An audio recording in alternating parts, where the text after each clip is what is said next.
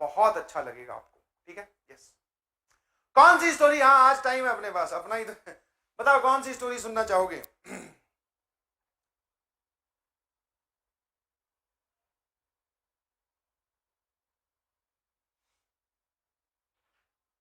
कौन सी, कोटा स्टोरी?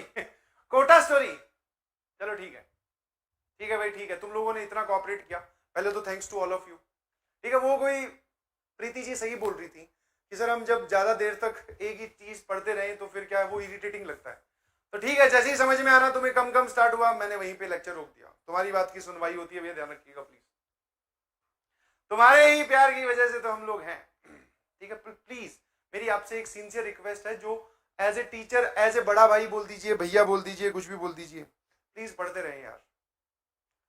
हाँ, अभी आजकल फोन आ रहे हैं बहुत सारे बच्चों के, बिलीव मी, बहुत सारे बच्चों के फोन आते हैं कि sir so and so I got this rank, अब मैं उस आईआईटी में जाऊं कि इस आईआईटी में जाऊं, इस ब्रांच के साथ कि इस ब्रांच के साथ, कौन सी ठीक रहेगी?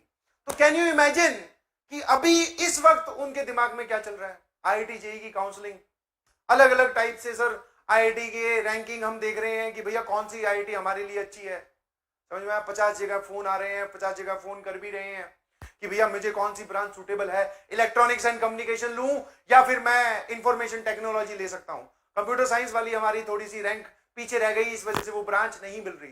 तो ये सब फोन इस वजह से आ रहे हैं बिकॉज उन्होंने 2 साल या 1 साल जम के मेहनत की थी।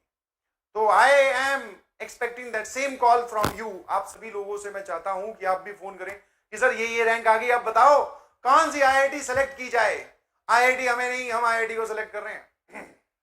ये एटीट्यूड चाहिए, ध्यान रखिएगा। यस यस यस, बहुत बढ़िया। ठीक है, घोस्ट स्टोरी, घोस्ट स्टोरी मैंने अभी बनाई नहीं है, ठीक है। हाँ, बाकी दोनों टीचर्स ने बना ली थी, उन्होंने सुना दी, मैंने बनाई नहीं है तो मैं सुना नहीं पाऊंगा।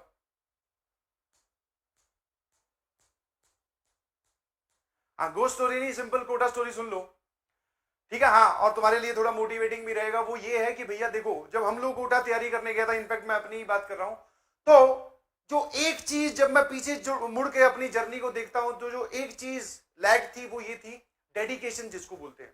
क्लास में बताई हुई बातें समझ में भी आती थी, कोई दिक्कत नहीं है, सवाल भी सॉल्व हो जाते थे। इनफैक्ट मैथमेटिक्स में तो बोलते ना, ऐसा कर लिया था मैंने अपना ही माहौल, और जो कि बाद में मुझे बड़ा लगा डी ग्रेडिंग था। कैसे?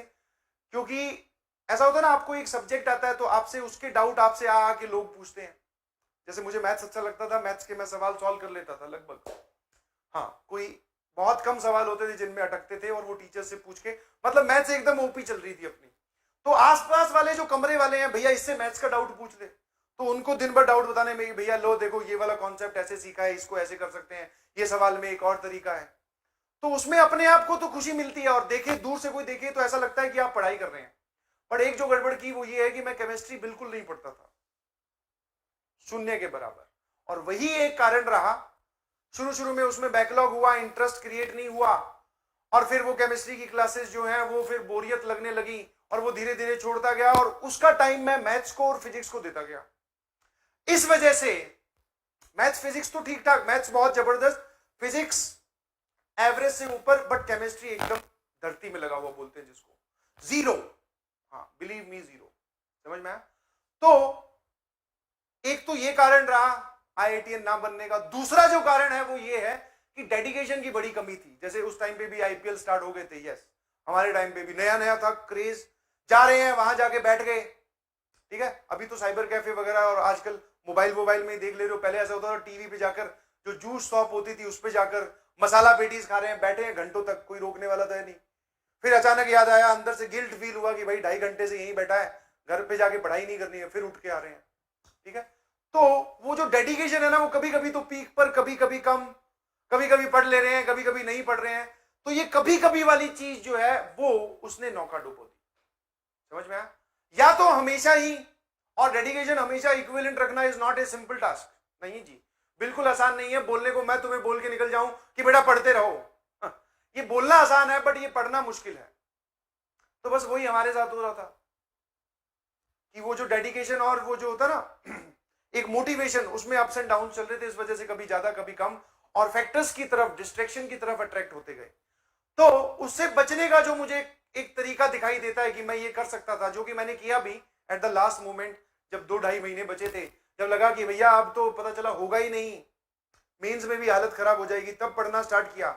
और सिर्फ एक ही तरीका था कि कीप योर सेल्फ इन्वॉल्व, अपने आप को इन्वॉल्व रखें। जैसे ही आप थोड़ा सा मौका दोगे अपने दिमाग को, वो जरूर उस तरफ जाएगा, चाहे वो आपका दिमाग है, चाहे आपसे बड़ा, मैं थोड़ा सा उम्र में बड़ा हूं तो चाहे मेरा दिमाग है। अब मैं पढ़ा रहा हूं, देखो ये लास्ट के 1.5-2 घंटे मैंने पढ़ाया, कहीं नहीं दिमाग इन सवालों पे ही था। अब फ्री हो जाऊंगा तो अब और चीजें अब आने लगेंगी, समझ पा रहे हो? तो same you should do with yourself. कभी भी अपने दिमाग को खाली छोड़ो ही मत। और खाली छोड़ने का मतलब है कि जब आप स्टडी टेबल पे पढ़े तो पढ़ते रहे। स्टार्ट विद, अगर आपका डीमोटिवेशन बहुत ज्यादा है तो स्टार्ट विद फेवरेट सब्जेक्ट, बोल बोल के पढ़े प्लीज।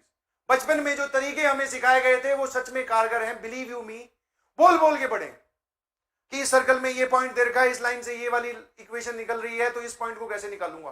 बोलते रहे, आपका दिमाग चाहते हुए भी स्टडी टेबल से बाहर नहीं भाग पाएगा, क्योंकि एक बार वो 1 सेकंड ही होता है, इनफैक्ट 1 सेकंड भी बहुत ज्यादा बोल रहा हूं, 1 माइक्रो सेकंड ही होता है जब वो वहां से अपनी जगह छोड़ के कहीं और डिस्ट्रैक्शन की तरफ चला जाता है और फिर हम उसके पीछे पीछे लग जाते हैं, है ना? समझे कि नहीं समझे? तो वो मौका दे ही मत, बोल बोल के पढ़े, पढ़ते रहे। समझ में? आप सोच रहे हैं कि पहले हमारा मूड अच्छा होगा, हमें अच्छा लगेगा तब हम पढ़ने बैठेंगे, नहीं, पहले पढ़ने बैठो, पढ़ते ही जाओ, मूड और रैंक दोनों ही अच्छी हो जाएंगी। ये है लॉजिक। समझ में आया कि नहीं समझ में? Yes yes yes.